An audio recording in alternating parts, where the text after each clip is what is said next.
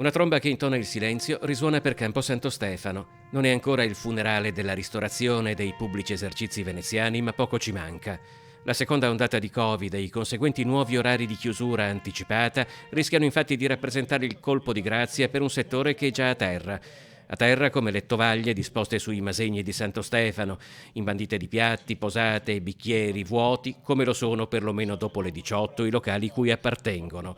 Se non ci lasciano lavorare, dicono i manifestanti del settore, in Italia rischiano di chiudere 300.000 aziende. Non siamo noi gli untori, non siamo noi la causa dei contagi, perché le nostre aziende stanno rispettando tutto quello che ci è stato imposto. E quindi che risolvano i problemi dei trasporti, della scuola, che risolvano tutto quello che c'è da risolvere in quei luoghi che sappiamo essere quelli del contagio. Noi a questo punto non ci stiamo a fare i capri espiatori di indecisioni e di scelte sbagliate. Quella dell'aver voluto trovare in questa, come in altre categorie, il capro espiatorio del contagio è una critica che ristoratori ed esercenti muovono con ricorrenza all'ultimo DPCM.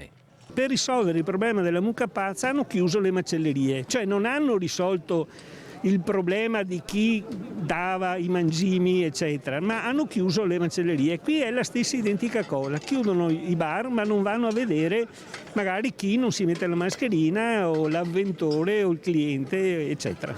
La manifestazione si chiude tutti in piedi ad ascoltare l'inno di Mameli, quasi a ribadire la volontà di una nazione che si compatta per dare una risposta unitaria alla crisi del Covid, risposta che però per i manifestanti non è quella arrivata con l'ultimo decreto della Presidenza del Consiglio dei Ministri.